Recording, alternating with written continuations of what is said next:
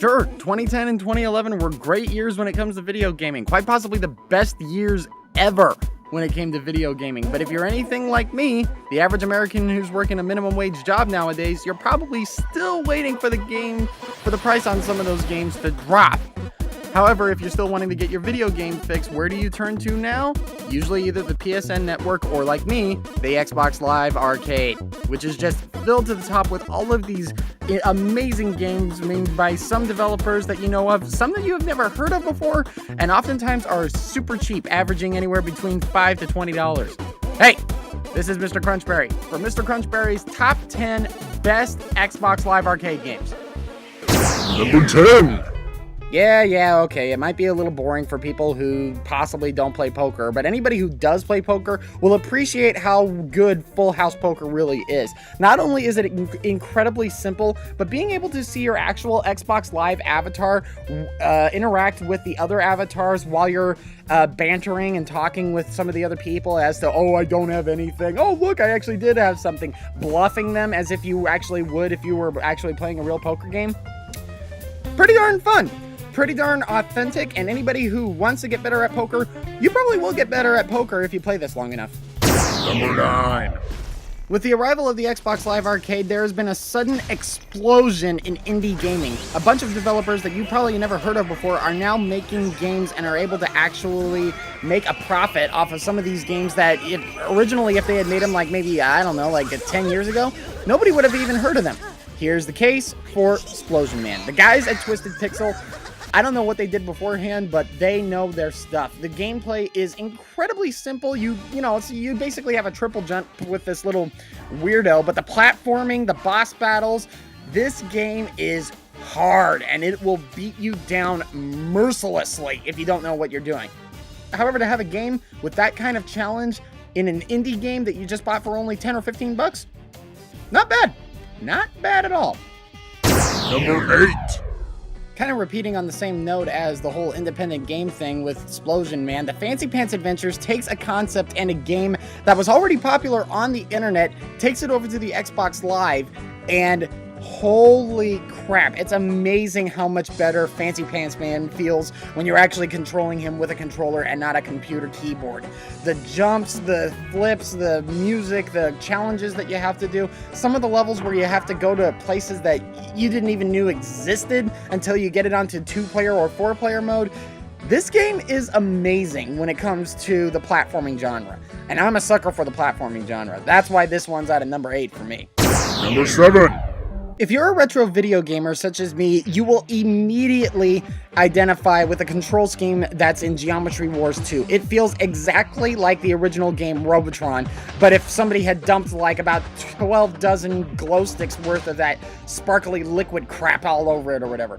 This game, with the colors and the music, it feels like you're at a techno rave party. But you're shooting around, you're shooting all the objects, you're trying to survive as quickly as you possibly can and everything.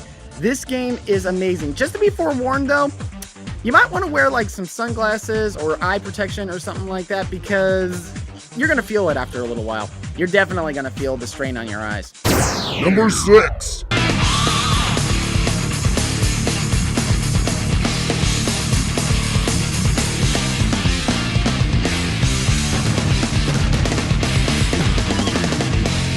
Okay, stop. Okay, now turn the volume all the way up. Hardcore Uprising.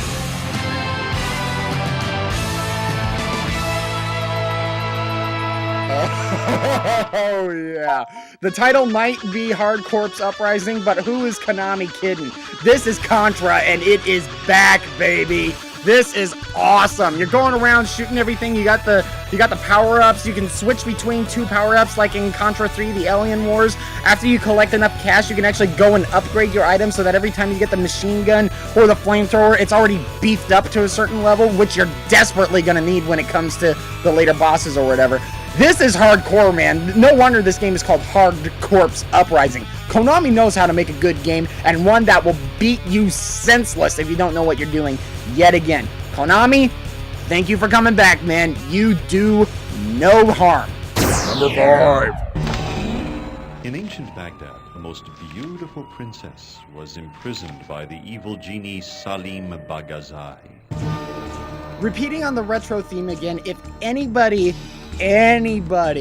who was ever a fan of classic pinball back in the 90s and the 80s or whatever, this game is a must-buy. This game has taken some of the best pinball machines ever created, digitized them, and actually went so far as to actually take everything about the machines, the color schemes, the lights, what happens on the displays, the bonuses, how you collect multi-ball, and all the other bonuses that come along with it, and actually rendered the entire pinball machine perfectly. I've gotten a chance to play 2 of these pinball machines in real life, guys, and I've got to be honest with you, it is identical. But don't be fooled. Just because you're good at this game doesn't mean you're going to be good at the pinball machine in real life. And with other classics that are said to be coming out, such as Black Knight, Funhouse, Circus Volatar, and everything, this is a must-buy for any fan of pinball. Number 4. Holy crap, man. Holy crap. If you haven't played this one yet, you've got to try it out. It's available on Xbox Live, and I know that it's available on iOS now, but this game is dark.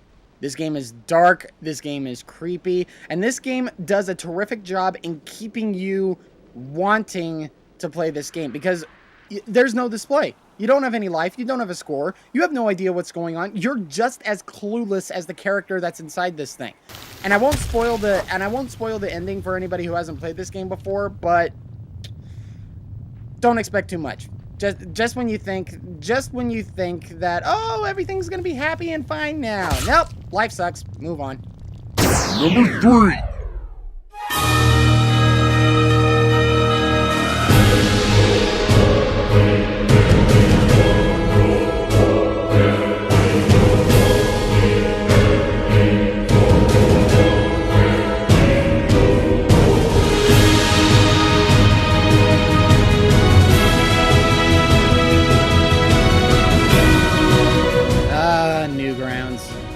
Why don't you make more games?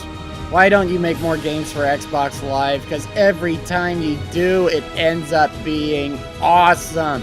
Everything about Castle Crashers is amazing. The local multiplayer is awesome. The online multiplayer is awesome. You're going around killing everything that's in sight, and this game is hard.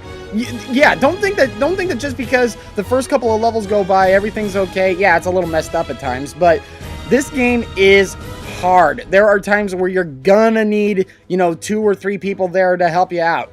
Definitely. And I mean, the thing I love about this game so much is that the developers who made this game, along with pretty much all of the music that came from this game, came straight from Newgrounds.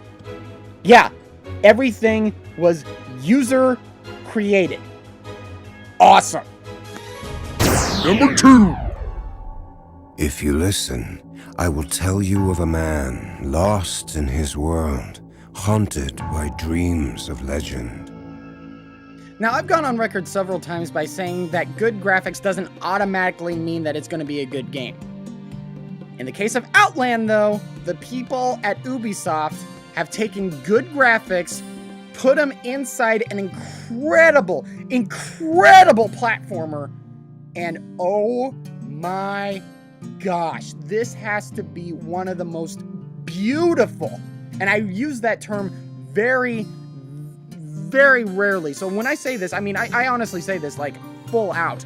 This is a beautiful game. The environments, the music, it gives you this kind of rich, lush feeling to it. And the gameplay is amazing. Imagine, I don't know if this is the name of the game, but imagine like Ikaruga.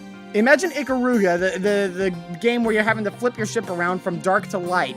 Imagine that in platform style. And you got this, a platforming bullet hell game. Wow, that is cool. That is really, really cool. If you haven't played this one, at least try the demo. At least try the demo first. Try the demo for like 5 minutes and you will buy this game. And number 1.